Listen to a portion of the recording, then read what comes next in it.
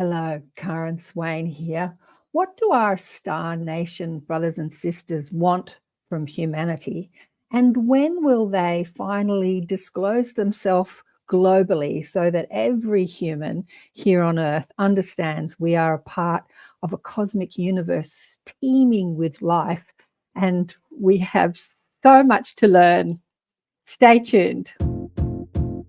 You got to accentuate the positive. Wow, I feel good. A little bit of feel good goes a long way.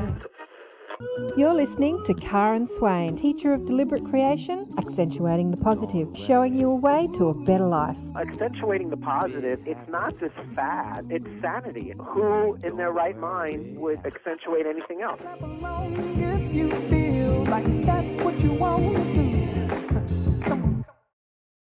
G'day, KAren Swain here on Accentuate the Positive, expanding and awakening consciousness on the United Public Radio Network and the UFO Public Paranormal Radio Network on 107.7 and 105.3 FM. So great to be with you all again. We're going to cruise around the cosmos today with Nancy Thames, who is a lifelong contactee. She'll be on real soon.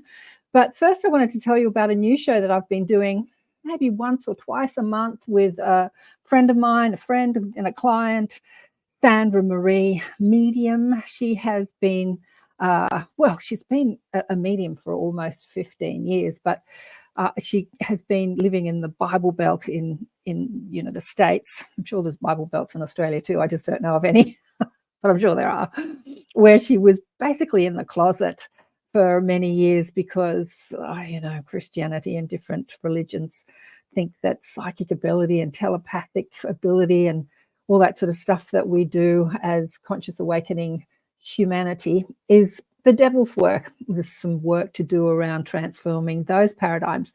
So we've been getting her out there and we've been doing free messages from Spirit on the shows. We did one a couple of days ago where you have an opportunity to ask Sandy or myself if there's a message from a loved one who has passed.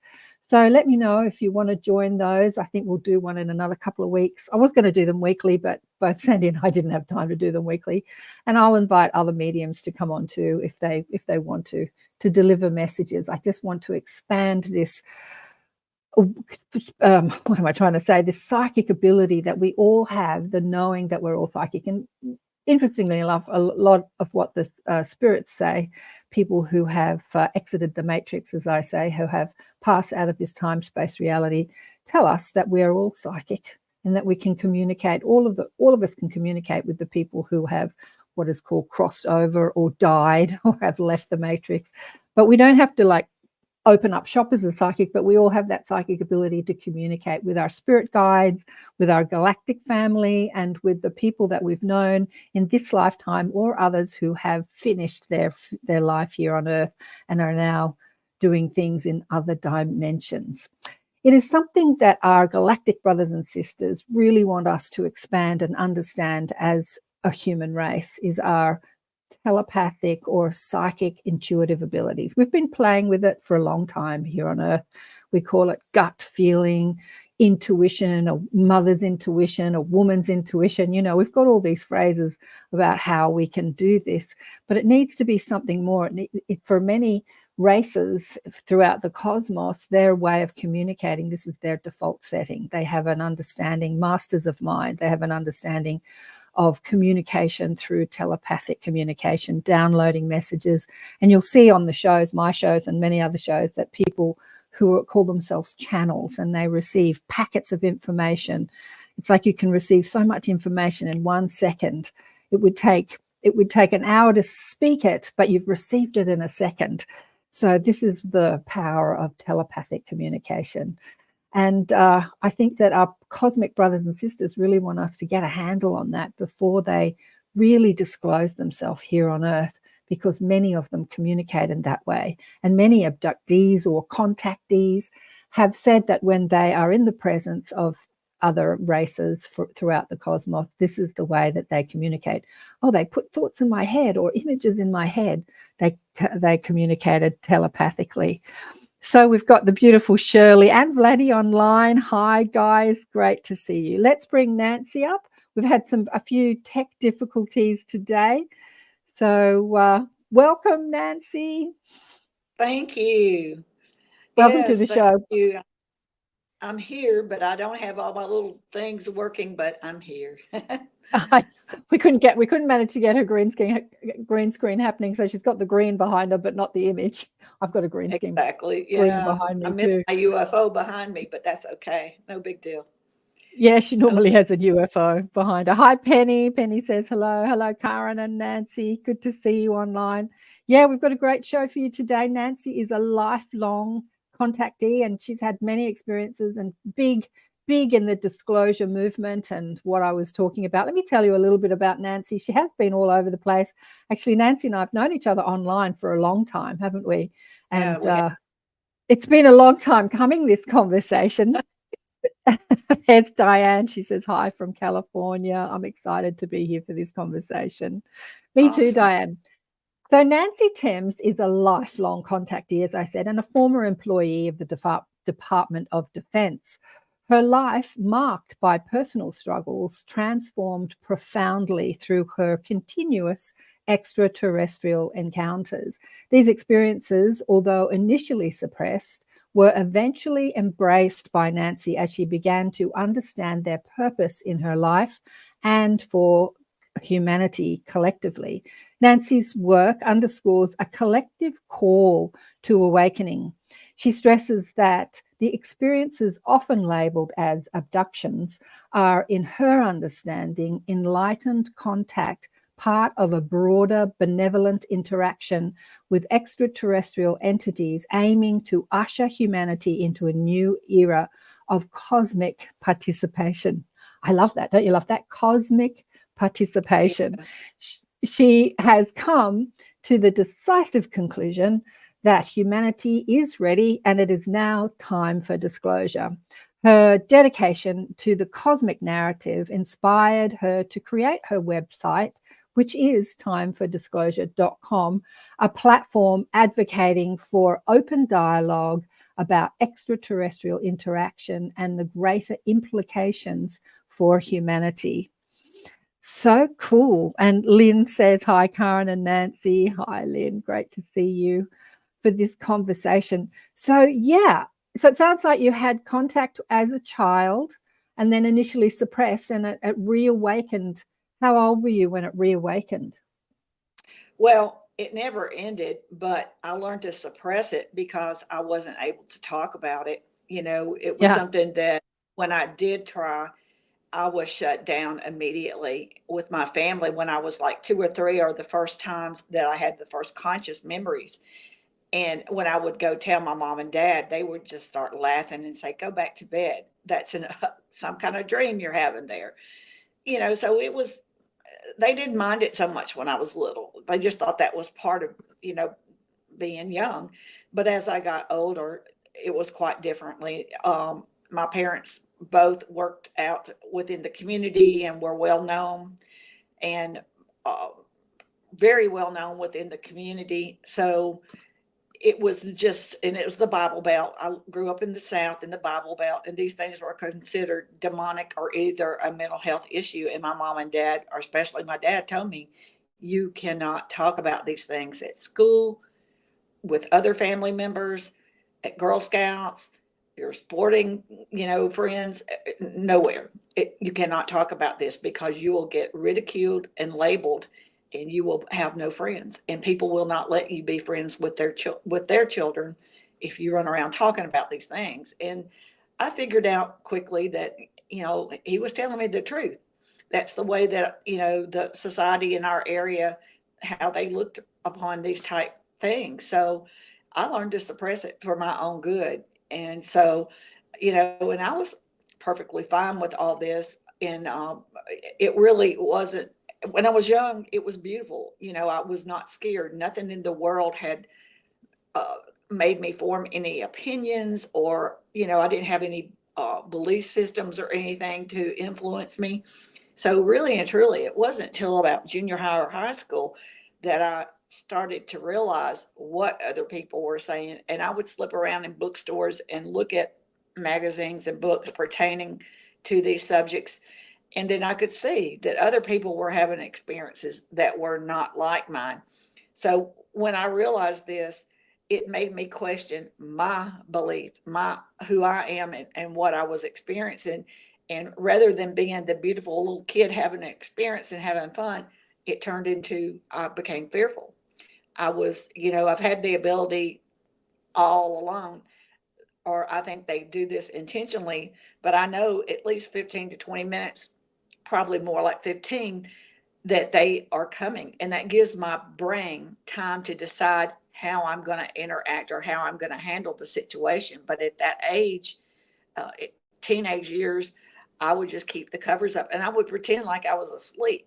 They, of course, know if you're asleep or not asleep since they're telepathic. But so anyway, and they would go through the whole process, taking a handheld device, and they would run it. A female gray would do this.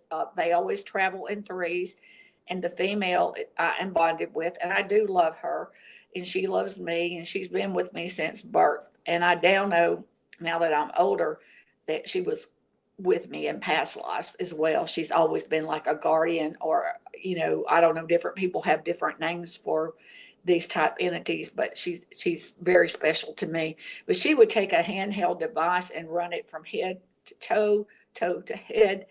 And when I was young, I did not know what she was doing, but I did know after a period of time, my body would vibrate at a very high frequency.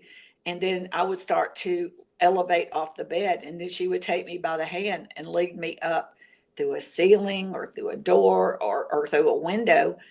And I can remember going through the attic and looking around and seeing boxes and storage and Christmas decorations and thinking and even asking her, how are you doing this? But she never would answer me when I was younger.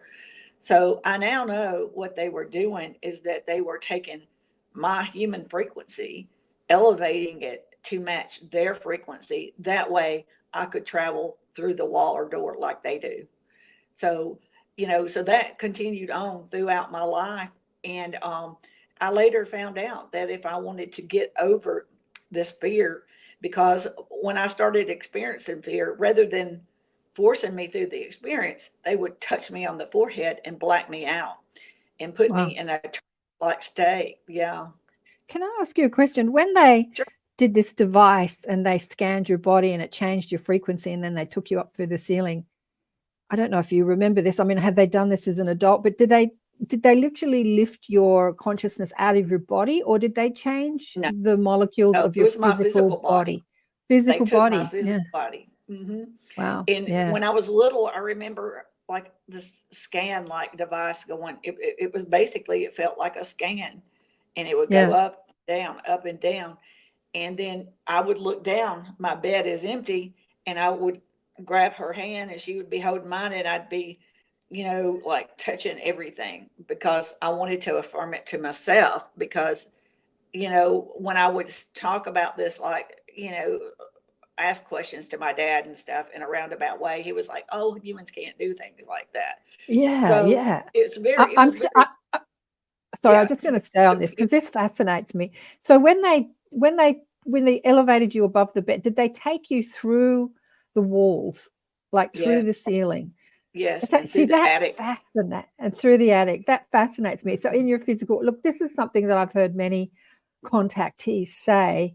And as humans, we say, well, that's impossible. You must be crazy, or you must be making it up, or you're having a dream, but if we understand that everything is quantum, everything is energy, that actually Deepak Chopra used to say 30 years ago, and I listened to him, the stuff of the universe is non-stuff. Nothing is stuff, because when you keep going down to the smallest and smallest and smallest and smallest particle of life, you find that the particles are just energy. Everything is energy. So they understand energy, and they understand. They can just take your atoms and you're right, change it molecularly, and then you can do these things just like they do. Yeah. Mm-hmm. So that was bizarre, and I, for a long time that bothered me, and it wasn't something that you'd run around telling anybody because of their reactions.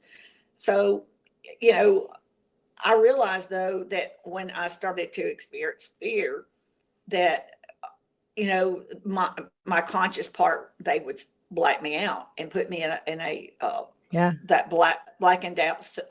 It's like being, well, I was really functional, and a lot of times they would let me come back conscious as they were walking me back to my room or putting me in the bed. So I figured out that my fear was blocking my experience, and they telepathically told me that I would have to work on that, because it was something in my mind that was blocking the experience. And they are telepathic. Whatever we feel, they feel 10 times the amount. In their reality, they don't experience anger, negativity, or fear, or anything, any negative aspect. So they do not like this feeling. And so they tap you out because they don't like the feeling, and they're there on a mission, on a task. They're not there to play games. They're not there to do experiments like people think. They're simply on, a task, and they're there to get the job done. So there's no negotiating. If you can experience it and have it mentally prepared for it, it's great. You can have a full conscious experience. But if you can't, then it's going to happen regardless of whether you're with the program or not. So I learned very quick that I had to face my fears. And it didn't happen overnight. And I failed many times, trying to do it was very frustrating, but I learned how to just push myself into it. And I would tell myself when I felt that they were coming, it would start to have that overwhelming flood of fear. And I would just say, you know what this is, push through it. You can do this. And it was a slow progress, but I finally mastered it. And, but there's still times that I can be fully conscious and having the experience, but then something else might throw me off track, because what I've noticed is that even though you feel it at first, once you're holding hands and once you're, feeling the temperature of their skin and they're letting you touch them and you're, embracing each other, you forget about all that fear just like that. As quick as it came, it goes. So, and it's just a process. And that's one reason why I say, I think most people that have so-called abductions never got past that horrific fear. And it's real. It is absolutely real. And our brain. Yeah. I've just had a bit of an aha moment because many extraterrestrials don't operate on the same bandwidth of emotional scale as humans do. So we have the opportunity to feel extreme bliss and extreme, depression and suicide thoughts and all that. But they operate on a different emotional bandwidth. And for anyone that's a sensitive or an empath or a psychic, you know that when you do raise your vibration and you come into contact with negative emotions, they are so much louder and more intense and more painful than they were when you sort of were in a more negative default setting. Like if you're constantly depressed and angry, like sort of ornery, as Esther Hicks would say, like just everything about life, like, I hate that person, I hate that politician, that ornery stuff, then feeling one step lower than that doesn't feel like a big leap. But if you're in a place of bliss and happiness and acceptance, when you hit an angry thought or a negative thought, it feels so much larger. So I'm thinking that to them, our fear and terror when they are contacting us or, bringing us up on chips and stuff, must be almost toxic to them, almost painful. It is. It is. Yeah. They explain it. They feel it 10 times the amount that we feel. And here's the deal for me, it is not what they look like at all. It is not what they look like. It is the frequency exchange between a higher, they're at a much higher frequency than we are. And we're not used to being around anything like that. And our brain just goes kind of like, what in the world? Because it's a combination of extreme fear, way up there fear, and euphoria all balled up in one, and your brain is just like, what do I do? and because of who we are, and we see it as a predator. So when people black out, they come back and they have what we now know, which they call missing time or fragmented memories. And a lot of times their brain fill in these missing gaps with their belief system or any prior influences they may have, like from movies or books or hearing other people say things. And then they figure that their brain just assumes that it's probably a negative experience. But in reality, it isn't. The fear comes from us. It is because we don't understand the experience or the frequency difference. Our brains don't even know how. It's not our fault. I mean, we just simply, it is part of our evolution is to learn to understand fear and how to, and now we're having to understand, the frequency exchange between higher dimensional beings. And it does not mean that they're negative, because they're not. It means that we don't understand it. Yeah. When you talk about, and many people have talked about this, the fact that they have, well, I don't know if it's complete control, but they have somewhat control over our consciousness, over whether we're conscious or awake or asleep, or what they can paralyze us, or they can, yes. I think that, like you say, and I've had other people on the show say too, Donna Lynn said the same thing, they often put us out or make us paralyzed or put us in a state of stasis for their protection because of the terror and the fear that people are going through. And her story is similar to yours, in that she had to learn to deal with her fear, and she wrote a book called From Fear to Love, because that's what her experience was, going from complete terror to absolute love. And but if they were malevolent beings and they have that control, then they could do terrible things to humanity globally. But obviously they're not malevolent, they're benevolent. And because they have that amount of control over human consciousness and human minds, it's incredible how much. Here's another thing, Karen. They are billions of years ahead of us in evolution. Yeah, absolutely. And the people that come back and have these horror stories of probing, of stealing this, eggs and sperm, et cetera, et cetera. I'm not saying that they did not do anything that was genetic or whatever. I was not there, but I do know that they are billions of years ahead of us in evolution. And I know that when we go to a gynecologist or a genetic specialist, our ways are way beyond anything like what people are claiming they do. So there's no way. They just misunderstood, and they perceived it wrong. If they wanted to do, all of our DNA is in their library bank, in our DNA, everything they need, our genetics and everything is in their knowledge banks. So we simply come up with all these perceptions. And really, if you think about it, the way that we do, our doctors do treat us on the table now at this day and time, we have to consider that these beings are millions of years ahead of us, and their consciousness is their technology. We carry our technology around as a separate entity. You and I are talking on it. In their reality, their higher consciousness is their technology, and they are biological AI. So they can do their surgeries on me consciously and go in and work on kidneys or work on anything. So all this other crazy ideas of probes and sticking in the eye and all these things, those do not occur, because they don't even use tools or anything like that. They can manifest whatever they want. Many of them. I mean, there's many different flavors, as I say, many different types with different levels of consciousness and technology. They would still, even though they would have no need for that kind of stuff. Our medical procedures are so invasive, so much more invasive. Penny's got a great question here. Sure. Nancy, do you feel that you could be part of them, like a hybrid?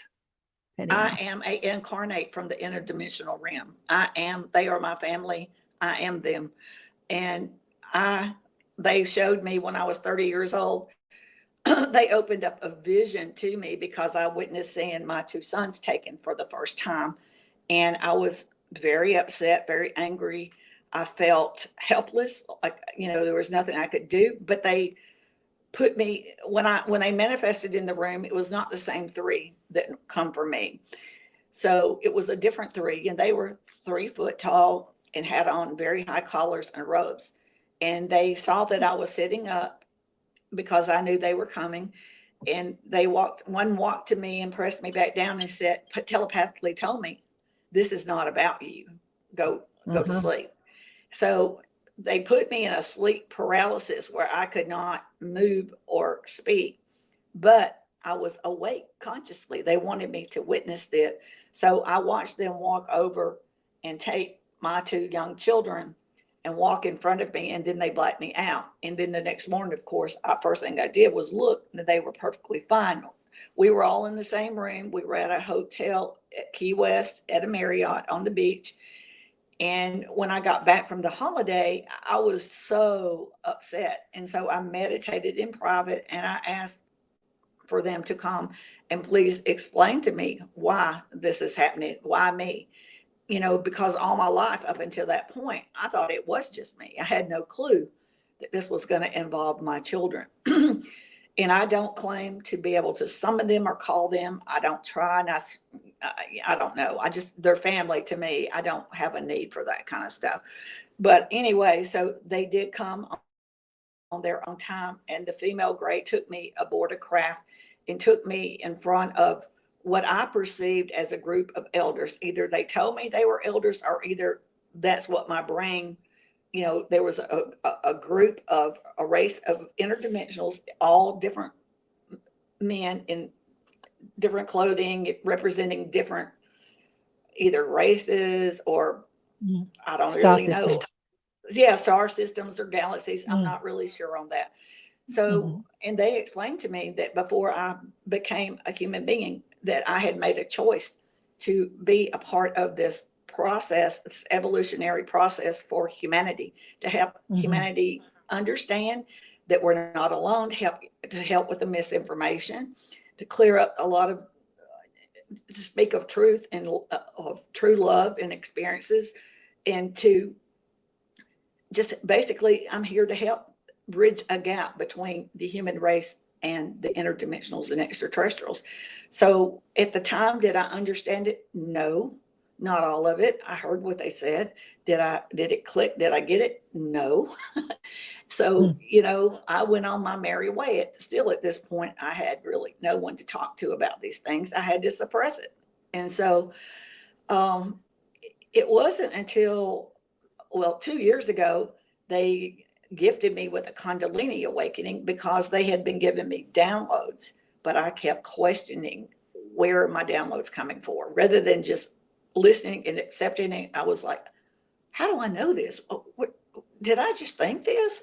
And I was questioning it. So I guess they thought, well, we need to speed this up for her. So they gave me the Kundalini awakening. And so when they did that, it opened up my subconscious into my human consciousness, because I have a extraterrestrial interdimensional consciousness and I have a human consciousness.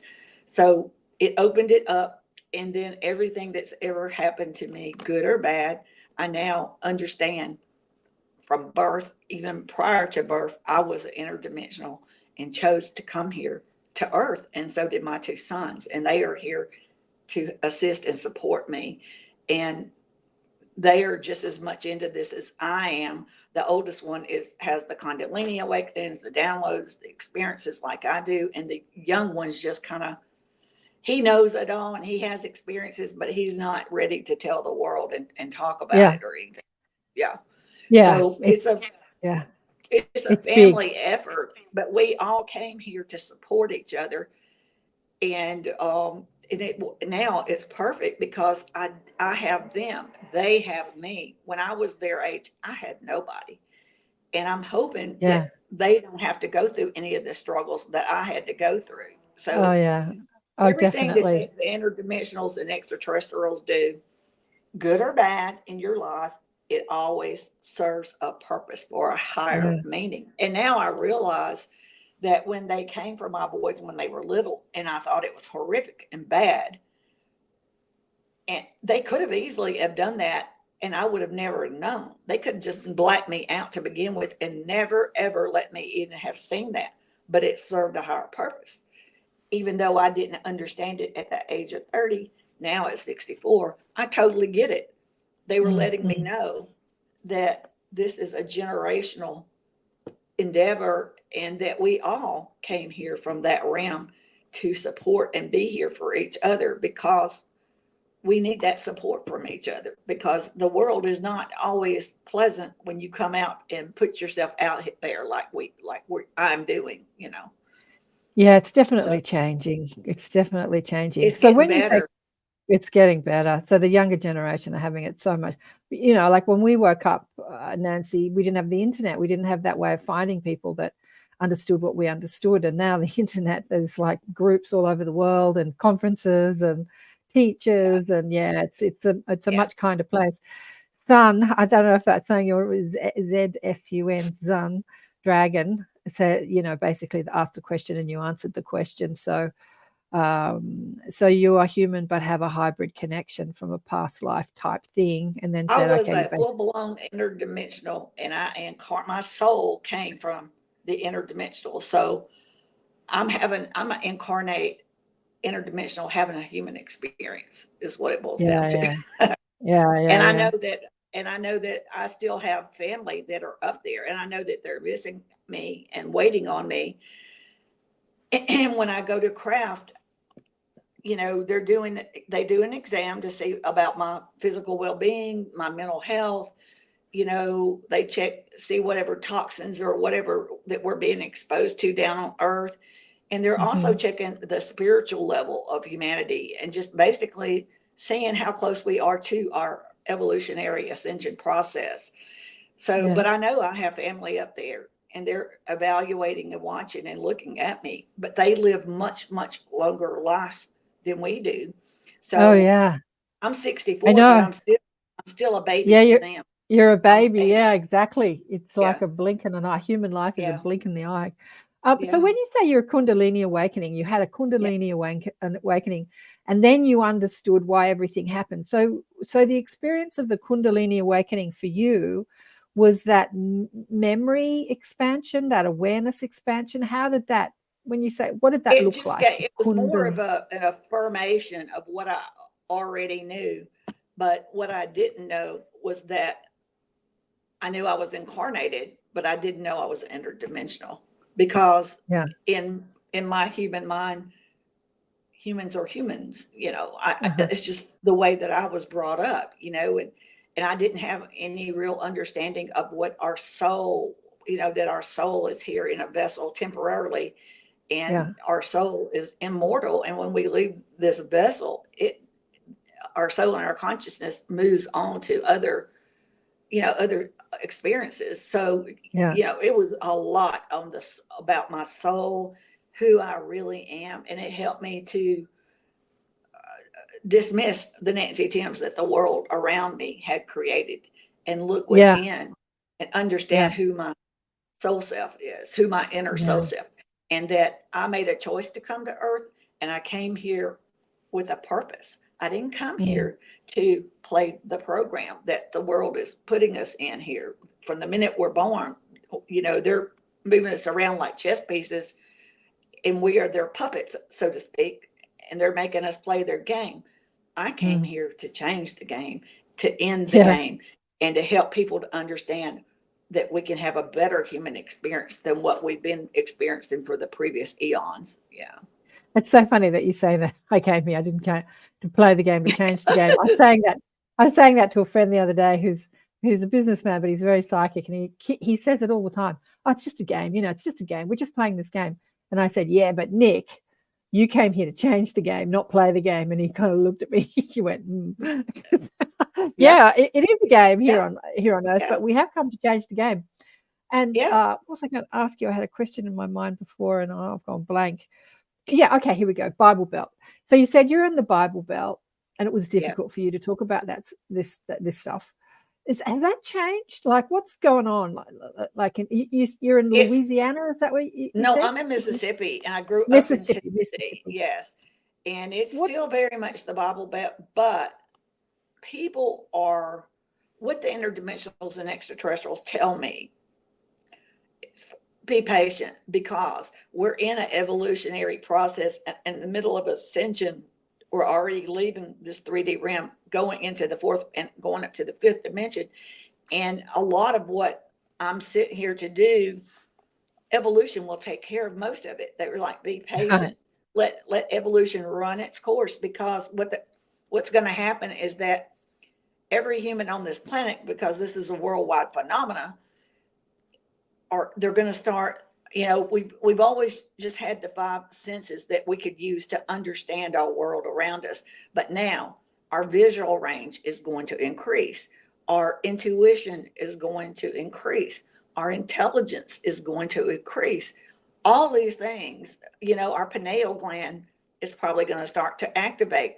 Certain parts of our DNA will start to activate, not overnight, things have to be done in a very slow, divine way, because this is about all of humanity, and it has to be done so that it doesn't overload the brain, because that's when people would act irrational or crazy. So these things are done in a beautiful design, so that by the time it's done, we won't even realize that we're in the fourth or fifth dimension, because it will seem like our world has always been this way. And that's by intentional, beautiful design, because we are all a part of this. And that's why this is my opinion, what I say, humanity, us human beings, we are the disclosure. Yeah, absolutely. Extraterrestrials and interdimensionals have been here billions and billions of years. They've watched us all along. It's really nothing new about that. What is new is us as a human species waking up, getting a higher intelligence, higher levels of consciousness, moving into a higher dimension. And dimensions are not physical places, they're higher levels of consciousness. And when nobody's getting left behind, we're not going anywhere. We're all going to be here.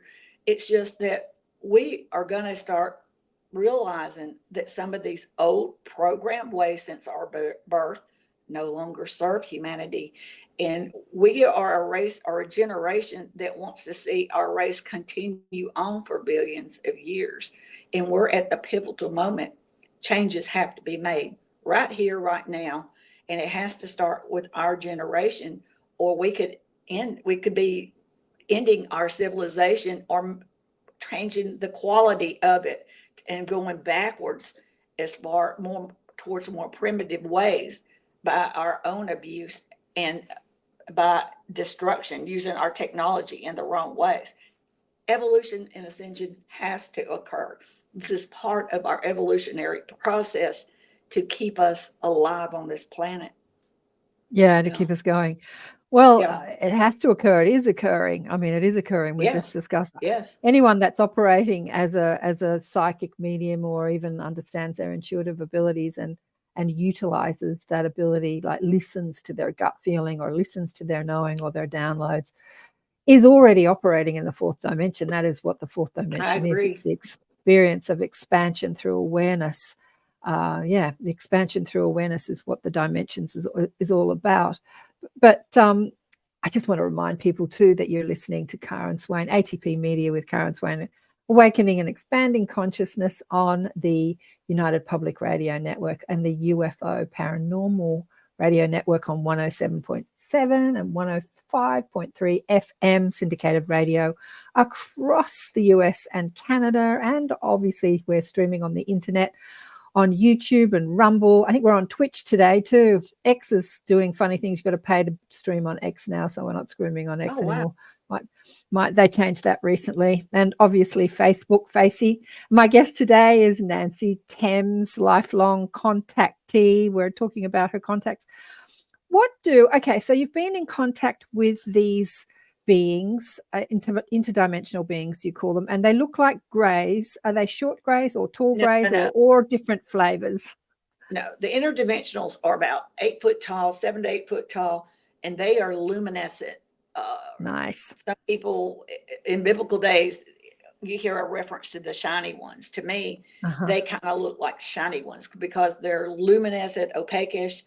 They have some human facial features, but they are definitely not human by any means. They're more of a luminescent, opaquish light. type. Yeah, Yeah, they're of a more like a higher light body. frequency. Yeah, higher frequency than grays or reptilians or humanoids, or and when I three hybrid grays come to get me, and they are reddish brown in color. And the one that I'm bonded with is female, and she is designed by the tall grays and the interdimensionals to do the legwork back and forth because the density of Earth is not comfortable. So they created a hybrid to be able to do the legwork. So once she gets me on craft, I don't see her anymore. Then I'm around a mothership that's full of many different races, aquatic beings, reptilians, different kinds of grays, tall grays, humanoids, some species that we don't even know about on Earth that look humanoid from about the waist up, and then from the bottom down, they have more like kind of like animal features and stuff. But they, a lot of times they're fully enclosed and stuff. So it's really, unless you look at their feet, sometimes it's hard to even know. But so I'm around a lot of different races and a lot of different craft, but mainly it's a big mothership. And it's like many races all work together and, in conjunction. And, and that's why they're constantly teaching me about humans remembering our connections, not only to each other, but to ever living conscious being on this planet, such as our Mother Earth, and plants and animals and the water, the trees, the coral reefs, the aquatic life, everything, that we're all connected and all one, and that we're also connected within the universe with them. So everything that happens here on our planet or whatever we do, it not only affects the environment and the planet, but it also ripples out and affects them because we are all one, all connected. Yeah. So that saying, as above, so below, is absolutely true because we're all one. That's interesting. Yeah. The as above, so below. And so they consider themselves as all one. So I'm sure there is like a level of difference or whatever, but they don't really emphasize that kind of thing because they consider themselves all one. They all work together. Yeah. Penny's got a great question here. I had a question too, and I was just reading Penny's question. Okay. About the different types on the ships. Nancy, have you ever seen the Sasquatch type on board while you were on the mothership? On the mothership, no, but I have been on smaller craft that were a group of explorers, and the female gray took me to a smaller craft, and these were all like explorers, or anyway, they were all doing the same thing. I don't know if that's what they call themselves or not, but basically they were looking for creatures, is how they explained it to me, that had jumped a dimension, and this would include your Sasquatch or any creatures that were the elemental realm, like the gnomes and the fairies and the what do you call them? If they're creating habit, these group of explorers would go locate them, collect them, and either take them to a new location or take them back to the dimension they belong. So in Bigfoot's case, sometimes a lot of people see them in the general area. When they'll see a UFO, and that is because they don't want us to interact with them because they worry about the safety of the Bigfoot, because humans can be aggressive, and you know what I mean. They can be very ugly hunters.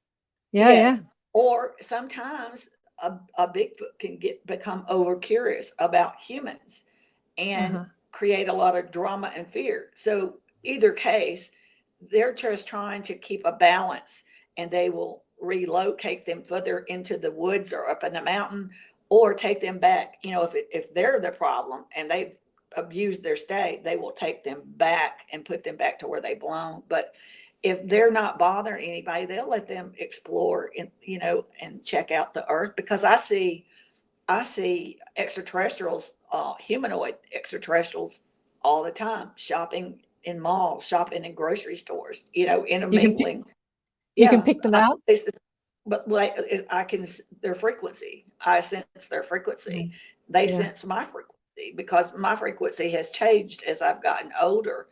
And before, when they used to have to do all the little device to raise my frequency, they don't have to do that anymore. Now they do it. I'm just at a very higher frequency. So I can spot them. I feel it. I mean, it's like the frequency in my body changes, and I pick up on it. So I've seen them. It's really funny because they never dress right. They never get that right, but they always manage to blend.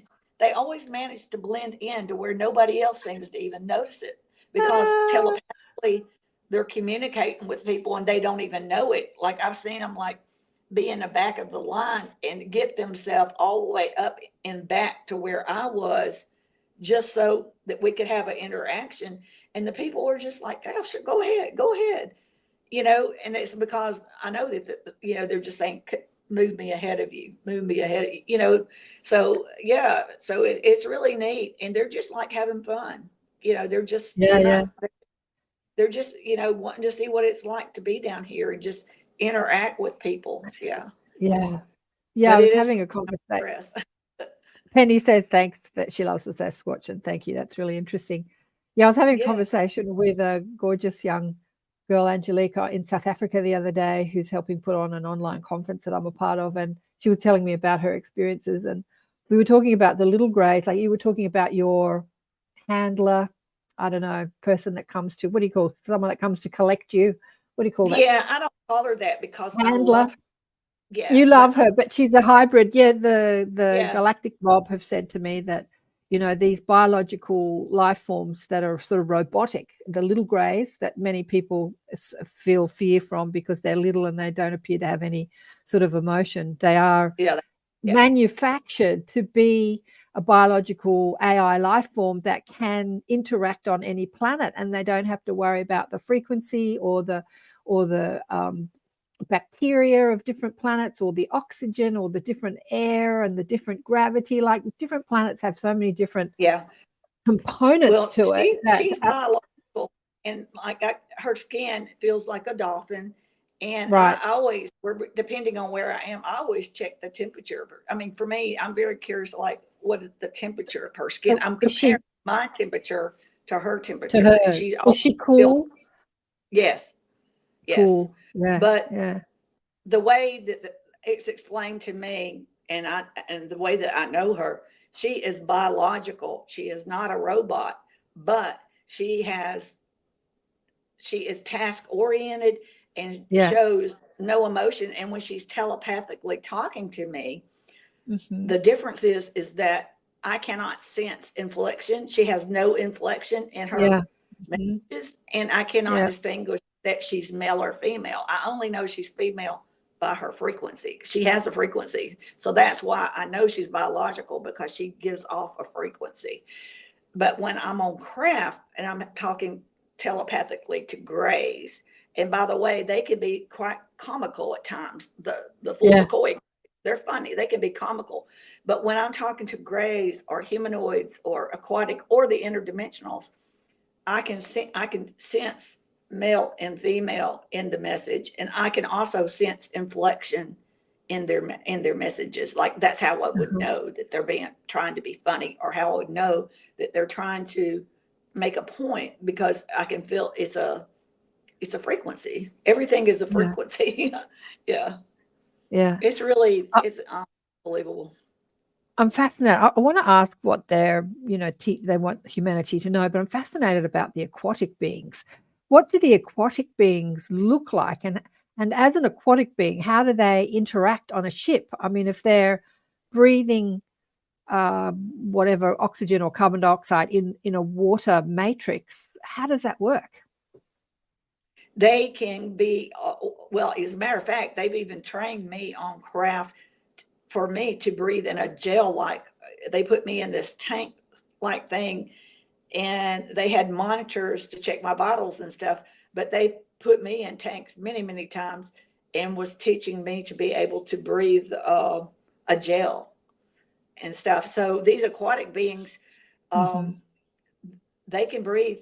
In other words, they were on the craft that I was on, especially the one that we were looking for, the cryptids and stuff, because there's a lot of, they didn't call them cryptids at the time. They called them creatures, but there's a lot of water beings too.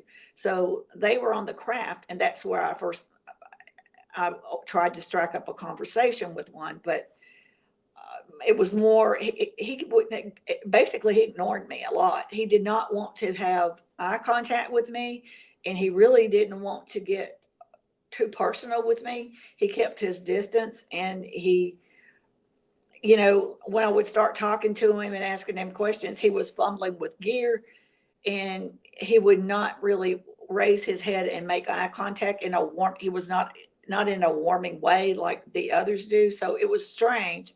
And so I got the impression that, that he just really was keeping a distance from humans for whatever reason. I don't know. This was an aquatic being, being that you're talking about. Yes. So how do they wear masks that have water in it? I mean, how do they interact on a atmosphere? No. So they can breathe. They can breathe underwater, and they can breathe air. They can breathe both, right? Yes. Okay. Yes. So right, they have the capacity to be both in the water and outside the water. Okay. Yeah, and they're not the most beautiful creatures. He wasn't. What ugly, do they look like? Black and white, but he had on like a whole suit. But it was just. We lost her. Hopefully she'll come back. Oh God, don't you love the tech difficulties? Fantastic. I love that movie. What is it? Something, A Taste of Water. Came out a few years ago, set in the 50s in an underground lab. Somebody might know it. Pop it in the chat if you remember it. Something about water. And the cleaner, who's mute, falls in love with a being that they've got locked up, an aquatic being. And it looks like a sort of reptilian, dolphin, humanoid hybrid. It's beautiful. And they have this beautiful love affair, and they have no language they have a language between them. Here she is, she's back. They have a language between them, but they don't have, verbal language. They have like a telepathic or an intuitive language between them. You're back, you popped off. I was just saying that I love that movie. It's something about water, a taste of water, or something about that aquatic being, set in the 50s, and the cleaner in an underground lab falls in love with that beautiful aquatic. I just love that movie. I've watched it many times. They have this love affair, and she abducts him from the labs because they're treating him really badly. They're sort of like humans do. No wonder the Sasquatch don't want to be caught by humans to be prodded and tested on like we do with animals. No wonder they hide from us, honestly. Yeah. And she abducts him and takes her home and puts him in the bath. It's hilarious. Anyway, I love that movie. What's the name of the movie? Carol's saying, I love that movie. I love to know the name of that movie. I'll think about it in a minute. I'll Google it. So where were we? We were talking about the aquatic beings. Yeah, basically, he was real standoffish for whatever reason. I don't think I don't know. I see other humans up there, but not completely all the time. I see more extraterrestrials and interdimensionals, and, but usually it'll just be like a human being, like in passing or something. And they always seem like they know me, which is, like, oh, okay. Yeah. But anyway, yeah, so it's interesting. I don't know. I've always had good experiences. I'm thankful for that, but I do know and understand that some people don't. But I think a lot of it has to do with their just misunderstanding of what's going on because of the fear, because that dimension, that frequency exchange is unreal. It'll blow your mind for sure. Yeah. I remember the name of the movie. It's called The Shape of Water. It came out in 2017. The Shape of Water. Yeah, I knew it had water in the. So you've obviously had a lot of contact with different Star Nation races, both telepathically and physically and maybe astrally. What is like, so they're helping humanity raise their consciousness and shift so that they can become a part of the cosmic collective. Now, what did you say in your bio? I loved that. You know, the closer that we can evolve, cosmic participation. What do they want? Frequency, that we get closer to being to where it wouldn't be such a dramatic, exchange. Yeah. What do they want from us? Well, they don't need anything from us. They played a part. They don't claim to have created us, or they believe in a creator source, and they all have souls. So they played a part in our creation, and they see us as children. They see us as family.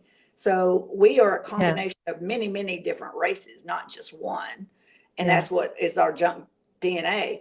But, so they have been watching us all this time, and we're now at this pivotal moment to where we understand they are not gods, they are not angels, and they can have a better dialogue with us to where we understand that, and we're finally understanding our uniqueness, because they do not consider themselves over us. They just know that they're more advanced, more intelligent, highly evolved, and they see us as they see us as children going up our DNA ladder, and we're climbing up our ladder just like they did billions of years ago.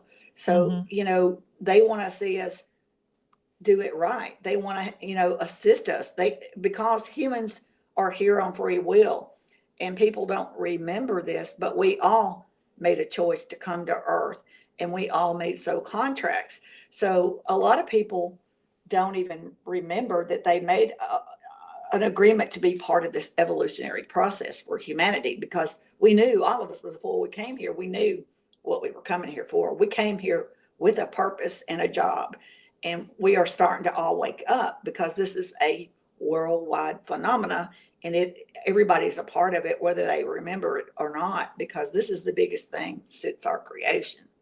Absolutely. So, this is huge. I mean, what do you think about, since 2017, actually, the disclosure movement that's happening in Parliament, and we had the Congress have meetings about it. What are you thinking about all that, Nancy? I think they know what I know.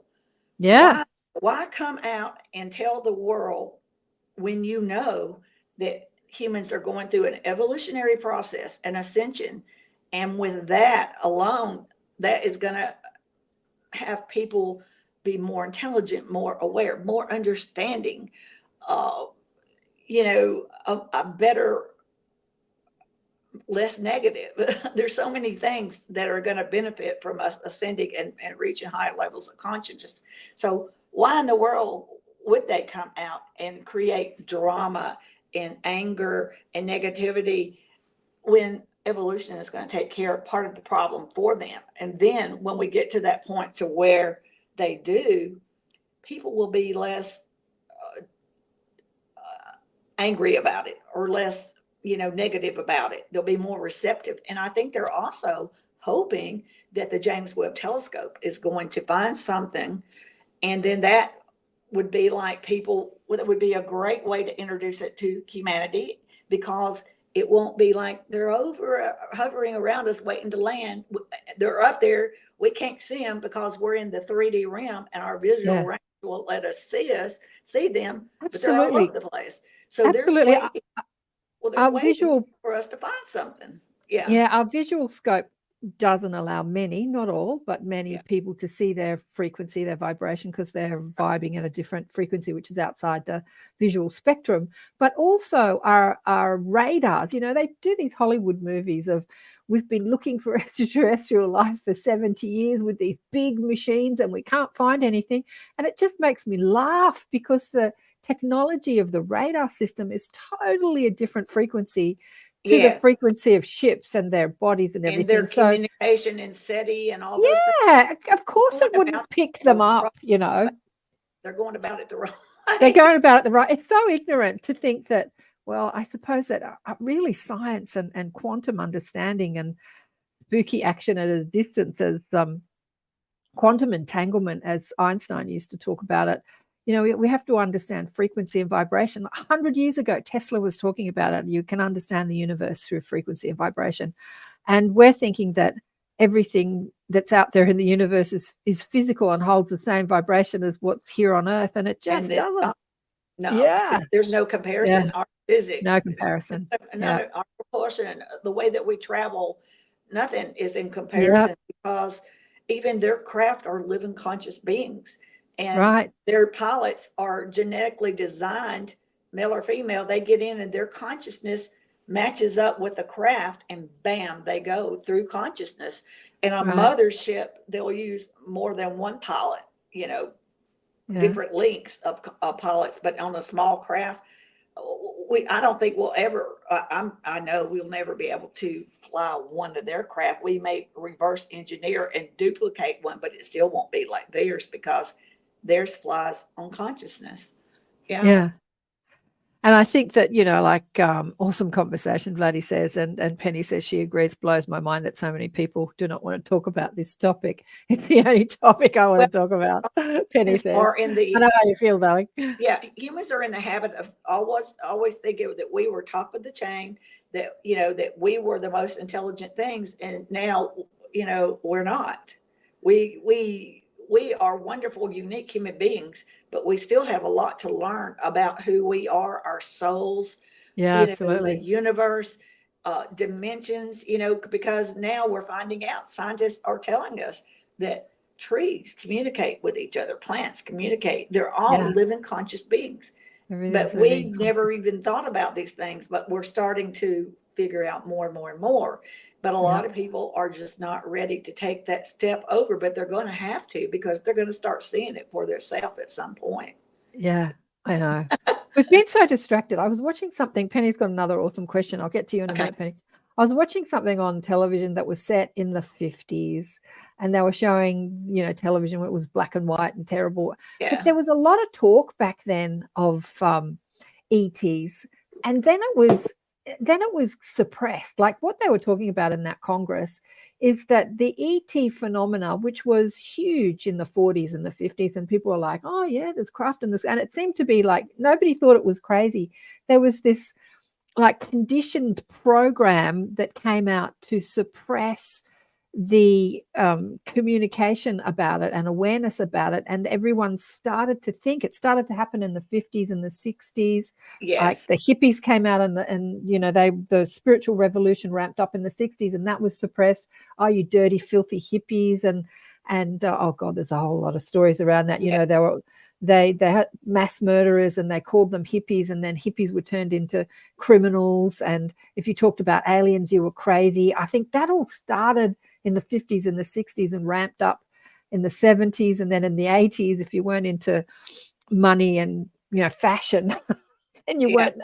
It's amazing. So it's all sort of they've tried their darndest to stop us thinking about it, to stop us. Well, that's how they control human beings. They control us. They manipulate and control us and play us like little puppets or puppets. Yeah. So, if they can keep us in fear, that limits us and it makes us unable to ascend. And it also, that's the way that they control our population and control the world. And they like being in control and making all the decisions. But as we ascend, they're not going to be in control anymore. They're going to lose their power and start losing money. And we're going to start having longer lifespans, and they can't make money off of healthy intelligent human beings. Yeah. That's another question about, I'll ask you after I ask Penny's question about money. You know, I'm sure you're not up on ships buying your sandwich in the canteen and using money. Nancy says here, I'm going to Egypt in a few weeks. What is your understanding of the connection of the beings you interact with and that area? Thank you, she says. I don't really ask them a lot of questions like that. Most of the things that they're teaching me or discussing with me are on a humanity level. Yeah. You know, and then some are just personal issues I go through my life. You know, I had a whole ordeal about wanting to understand. I'm 64, single, been single a long time. And it seems like some people find their soulmate. And I don't think I've ever found my soulmate. So, you know, it's really strange because I don't ask them that, but they know everything I think. So sometimes, you know, it's an experience or an education type experience to where they're helping me understand certain things about the process of humans and, you know, how for me, you know, like I thought that meant a sexual partner, but soulmates can be more than one and they can be all kind of different relationships. And, you know, and it's just bizarre. So some of the interactions are not always like everything history related about Earth or anything like that. And I don't, to be honest with you, a lot of times I'm so in awe of the experience that, you know, I don't think of, you know, I don't think about stuff like that. If the only way that I could do that is to meditate like here and now, and then later they would probably address it with me. Yeah. Yeah, I believe the whole soulmate thing. I believe we're all souls, we're all mates, so we're all soulmates, but different souls, beings, parts of consciousness have different agreements with different people to be lifelong partners or not, either sexual, romantic, working partners, brothers and sisters, you know, like the whole, you know, the higher consciousness don't buy into this twin flame soulmate romantic. That is a human story, because we're rolling around in the mud and the mire down here in perpetual fear and feeling separated. So we invented this romance stories, you know, to feel the love, love that these people feel as their default setting. They feel that love, which we call romantic love. Yeah. For everyone, yeah. But I want to go back to the Egyptian. I'm going to answer Penny's. So Egypt is on the walls. You know, it's a, what's the word I'm looking for? Oh God, I've gone blank. But we have evidence. There we go. That's what I'm looking for. Evidence. Yeah, the hieroglyphs. We have evidence of when extraterrestrials walked the earth, you know, thousands of years ago, because it's on the walls of the Egyptian, you know, walls. And because you talked about being up on the ships, Nancy, and seeing beings that had human tops and animal bodies, and, you know, on the walls of Egypt we've got beings that have human bodies and animal heads. But there are so many different types of ETs throughout the cosmos. Egypt has documented on the walls of the Egyptian pyramids and temples and whatever, it's documented what we see as mythological creatures, but creatures that did walk the earth with humans, that were alien beings or ET beings that were here at one point before we moved too far into density and polluted our planet the way we have now. So it's beautiful to see that. Yeah, it's amazing. I've never been, but everyone tells me that they experience something in the frequency. There's still, it's a vortex or late grid line or something, but people feel something while they're there. You know, they experience something, a feeling. So I would love to experience that. So oh wow, that's amazing. She's so lucky to get to go. She needs to really just meditate while she's in there. Well, there's a group of people coming out here. The star, I had them on the last week. Vivienne Chauvet and Prageet and Melissa. Anyway, no, I've gone blank on her name. The Stargate Experience. Do you know those people? I know, Stargate, and they were in Egypt doing some activations and downloads not too long ago, and they were told to connect the ley lines, to reactivate the ley lines from Egypt in Uluru in the center of Australia. So what's happening now in those times where the Egyptians where the ETs were walking the earth with humans, we lived in a totally different energetic grid structure, and then we fell into density and they no longer came, and we rolled around in, you know, our history, basically fighting and killing each other going through disease and what have you. But those energetic grid structures who have been dormant on our planet are reactivating. And so they're coming out in September, October to reactivate some grid structures that are connected to Egypt. So yeah, it's exciting to listen to what the different work that people are doing around the world to make this environment more comfortable for our ET neighbors, because as it's being, people say, why don't they land on the White House lawn? I mean, if it hurts to be here, why would you, when you can communicate telepathically or bring us up on the ships? I mean, like being inside, when I was opening my psychic abilities, going to the supermarket was torture for me because I could feel everyone's negative emotions around me. And I had to learn to cope with that. And many intuitives and empaths talk about this. And this is what the ETs feel when coming to planet Earth, like hearing, you know, feeling all the negativity that people they don't like that. They don't like it. Why would they come? But so as we ascend, as you say, Nancy, and we shift out of our fear and move more into unity and love, it's easier for them to be here. What's Penny saying here? She says that's why they created that hybrid to do their leg work, because exactly.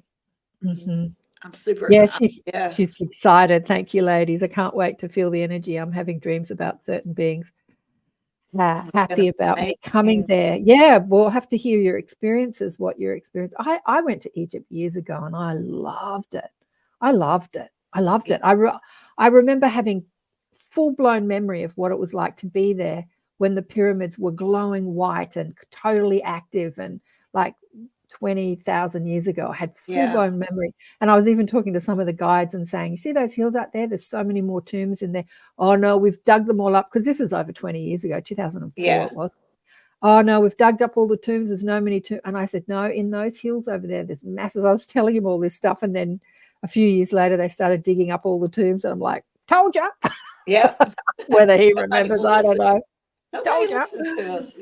But it is tourist center, you know, like everyone's trying to sell you something and rip you off and all that sort of stuff. But it is fascinating to be there. You have to get past all that and just block it out and then see it for what it really is. Well, that's amazing. I'm so proud she's going to get to do that. That's going to be amazing. Yeah,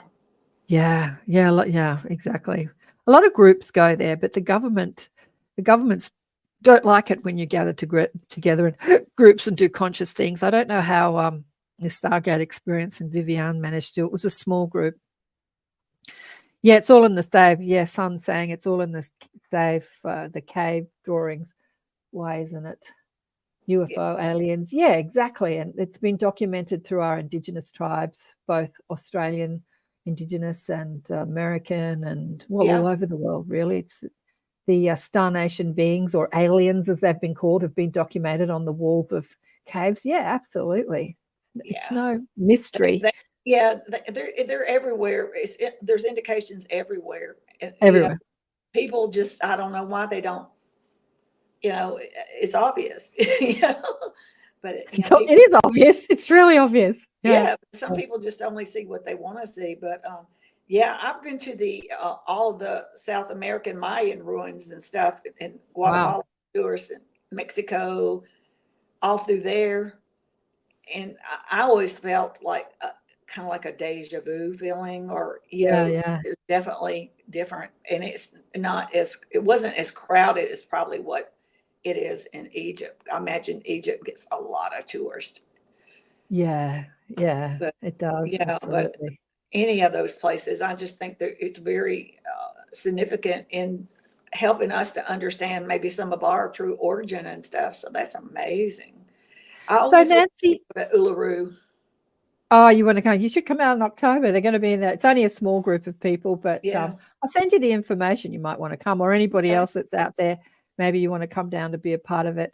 Yeah, the Stargate connection, Prageet and Julie. I think it's Julie. Oh, God. She didn't end up coming on the show because she had another meeting. So I only spoke to Prageet. There was supposed to be the two of them last week. But I've totally forgotten her name. But yeah, they're coming down mid-September, and they're traveling around. They're going to do some, but their work is very much a global activation. They get people together in groups to meditate, to create a consciousness that will change the consciousness, like critical mass, change the consciousness of the human collective. Yeah, it's a beautiful what I they're met doing. a girl that went with a group to the Bermuda Triangle, and they worked on it. So yeah, wow. I've never done anything like that. It's way out of my league, but I find it fascinating. Yeah. But with your experiences, so you had a lot of experiences as a child and maybe a young adult, Yeah. and but in your 60s, Yep. are they still taking you physically up on Yes. ships? Yes. They are? Yes. Wow. When But was the last time? The last time I went was when I was in Mexico. Yeah. And well, I've been on craft, but really, really big time was when I was in Mexico, about almost a year. But they had me go down, my son and I, they instigated us to go down to Mexico City. And then we went up to some mountains to, it's called San Jose del Pacifico. And we had to drive 3 hours up into the mountains where it was very isolated, very secluded. There was no tourists, no English, no ATMs, no internet, no very little cell coverage. And it was, you had to find hot spots. But so I was up there for 7 days with my son, and they came to see us every single day, not at the same time. They won't ever take us at the same time because we don't pay attention like we're supposed to. We're like little kids, we're too worried about what the other one's feeling or whatever. So they will never take us at the same time. And we figured out at that point, I have my 3 that come from me, which I know the female, he has his own 3. And the only thing, when they come for him, they'll tell me, this is not about you. And I just roll over, go back to sleep. Yeah. So when that happens, Nancy, do you have full memory, or do you have partial memory, or does it come back to you gradually, or do you go into meditation to have more, like, how does it all work? Well, I know before they're coming. And so, or either they do it different ways. I don't know why, but sometimes I know before they're coming, and when that happens, I have time to get ready. But then sometimes I'll just become conscious, and I'll be standing right next to her, next to my bed, and we'll be holding hands. And then while I was at that cabin, and I looked over at my son, because he was like trying to get up because he was feeling them, I guess, too. But they had him in a sleep paralysis. Wow. So, yeah. So, but yeah, it's just a different way. They do it different ways, and I don't really know why. But down in Mexico, I was just standing there, and it was just, we stood just there in the room for a pretty good while. She was just letting me, touch her and feel her and all that stuff. And then she tapped me out, because for whatever reason, the way that they didn't teleport me the old fashioned way, this was a new way, and I have to be blacked out to do it, because then I go up on craft, and they show me all these things. They show me visions of the trees and the plants and all this stuff talking, and all the thing about being connected that I told you earlier. But when I started to come back, they blacked me out. And then they blacked me out to come back to home, the cabin. And as they did, they let me become conscious as they were walking me to the bed, and I could see my son over with the nightlight on, and then they were getting me in the bed. But I felt the most unbelievable vertigo. I mean, it was like, how when you're a kid, you would just start spinning around. Yeah. Until you couldn't stand anymore. Yeah. You dizzy. Yeah. So it was some kind of teleportation that they were having to do because of whatever's going on, like with the solar flares, or because where we were in Mexico. I don't quite understand it all, but I do know that there is a ley line right in that area. There is it's some kind of vortex or whatever. So apparently that's why they wanted us to go there, because they picked the spot. We didn't pick it. They told us to go there. Oh, right. Yeah. So it makes it easier. There's different. So we went to where they wanted us to go, and then they wanted me and my son to meet these indigenous people and spend time with them, and to understand that our connections with everything on the planet, and with how the indigenous people they have understand their connections with nature. And so my son went out in the woods and spent time with these people.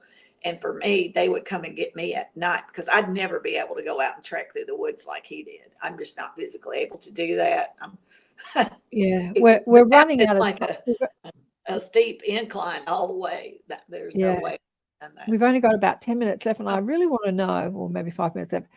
Have they ever, when you're up on the ships, have they ever shown you probable futures of planet Earth? Because I've spoken to a lot of people that, like on screens and stuff, like, if you guys don't get your crap together, this is what's going to happen, or this is what's possible. Like, I should have asked you this question before. Well, they open up visions. For example, when I was in Mexico with my son and with them, or actually my experiences with them, he's not a part of that experience, and when he has his experience, I'm not with him. They keep us separate. But anyway, they wanted to talk to me about AI, and how AI is a man-made tool, and how it can be the betterment of human beings. But we have to get through this ascension and start to elevate and become better human beings and more absolutely. But as we start realizing that we've been programmed and stuff, then we'll use AI in a beautiful way. And they were showing me how it will change humanity. And I could see how jobs will be created in different ways, and people will work less hours, have more family time, and we will learn to let AI make a lot of the things that we need. And money will not be such a big issue anymore, and people will take jobs, and we will not call them jobs. They will be like service to self, service to family, right? Services, and we'll work maybe for whatever hours during the week. And that way we will be part of the community, but it will not be dominating our life, and we'll have more family time. So they've shown me lots of beautiful things. I come from the future. I felt like that as a kid, and I come from a future time where money isn't a part of it, and I find it so interesting to be in this money matrix thing. And one of my frustrations being here at this time is that we still do have this monetary system that is the cause of so many of the problems on Earth, because people are money hungry and corrupt. And that we can't change, but we can if we have the things that we need. And we don't have to work the extra jobs. We don't have to do manual labor. AI will be doing these things for us, and then we will enjoy life. There will be no need to keep up with the Jones, so to speak, because keep up with the Joneses. And as we become higher levels of consciousness, these things are not going to matter anymore anyway. So evolution is going to take care of a lot of this for us. A lot of people talk about AI as being a terrible thing, but I see it like a knife. You can cook a beautiful meal with a knife and feed a family, or you can kill someone with a knife. It just depends on the consciousness wielding the knife. It's the same with the AI. You can create amazing amount of freedom for humanity, or you can control humanity with it, but it just depends on the consciousness that's yielding the AI. It's got nothing to do with the AI. We got to work on ourselves within. Start within, work on ourselves. Try to be better. We'll never be perfect. We're human. There's no way we'll ever be perfect, but we have to work and try. So Son says, great show. Yes. And Carol Ann said, have you ever found artifacts that have helped you understand your galactic origins on your trips? Not really. They told me always choose blue, and they always use blue orbs, and they've had me gift blue orbs like to different races, because I'm telling the world about them. So I represent them to humanity, but I represent humanity to different races, and I'm kind of like an example. I'm the subject they sent down here, so when I go to meet a new race, I give them a blue orb, which is the essence of Earth, the essence of what human beings are, the beautiful things that we are. And I truly believe we're beautiful beings. Blue orbs. I see blue orbs all the time. I see different colored ones, but blue are the main ones. So you say that blue orb is the color of humanity. Yes, because Earth is blue. We are Earthlings. To them, we're not white, black, or Indian, or Chinese or whatever. We are earthlings, in that we are in. So the summation of humans is in a blue orb, and it is gifted, like different races gift their the essence of what they know of humanity to each other. Yeah. But there are many extraterrestrial races that do create a frequency of blue as well, specifically that sort of indigo, turquoise, blue. They emanate that frequency, which is that color. Okay, we've got a couple of minutes to go, Nancy. Okay. Any last thing that you'd like to say before we finish? And thanks to everyone that's joined us and all your questions. It's been great to see you all online. Thanks, Sun and Vladdy and Penny and Carolyn and Diane and all these people, fabulous Thank people you for online. the I love answering questions. Carol. It changes these podcasts up and gives me the opportunity to, just to interact. I love it. But anyway, I want to tell people, you don't have to believe anything I say. You shouldn't believe anything anybody says. Look within. Follow your heart. Ask your subconscious to open up into your human consciousness, because we all chose to be here, whether we remember it or not. And we're all a part of this. This is a worldwide phenomenon, and it is a humanity issue. So we are all one, and we are all connected, and we are the disclosure, because we are understanding who we are, figuring out that there's life all around us. And just because we can't see it, it's there, it's happening. And we're opening up to new opportunities, and we have everything in the world to look forward to, regardless of what the news says. Pay less attention to the negative things, replace negative thoughts with 2 positive thoughts, and look at the beautiful things of Earth, because we live in a beautiful world and we have everything to be proud of. We are earthlings, and we have lots of potential, and we're going to start seeing beautiful things. Absolutely. And Nancy's very active with different groups online, especially on Facebook. Yes. You've got a Facebook group, Time for Disclosure. Is that what's the name of the Facebook group? Yes, Time for Disclosure / We've Never Been Alone / We Are the Disclosure, because human beings are the disclosure. Yeah. I forgot to post this in the Facebook group. I know, I'll have to go. and then but she's very active online. And timefordisclosure.com is the website. And your profile page is Nancy Thames, spelled Thames, if you want to contact her. Thank you again for being on the show. Thank you so much. Beautiful to have you on the show. And thanks everybody that's been listening. And remember, if you're wanting to connect with our show, thanks, Shirley. Oh, yes, we are the disclosure. Absolutely, Shirley says. If you want to connect with loved ones in another dimension and ask some questions or receive a message, just go to my website, KarenSwain.com, and send me an email, or join up to our newsletter. I send out a newsletter saying when we're going to do that.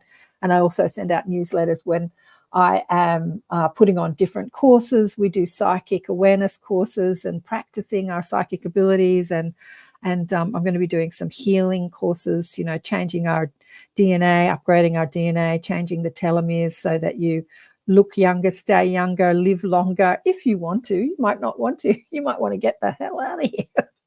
But we can change our experience here on Earth through our conscious awareness. And if you're interested in that, I am doing some of those things, and as well as the shows. So thanks, everybody. What have we got left? I'm always still got a couple of minutes to go. There's lots of love online. I think I've stopped it too early. 2 minutes to go. So I'm rambling here. Good to see you all. And the website again is KarenSwain.com, and my email address is info@KarenSwain.com, or you can go to accentuatethepositiveradio@gmail.com, which is the radio show. I've been doing this for about 15 years. Who's coming up next week? Let's have a look at who's coming up next week. I've been booked out to the end of the year with people coming through, but there's a lovely, beautiful lady called Heather Mays who's coming on next week, who's been psychic since she was a kid, and she is also connected to her galactic mob, her galactic team, and an energy healer, and she had some shared near-death experiences. So that's coming up next week on the show. Thank you again for tuning in. Big love to all of you, and I will see you next time. Bye for now.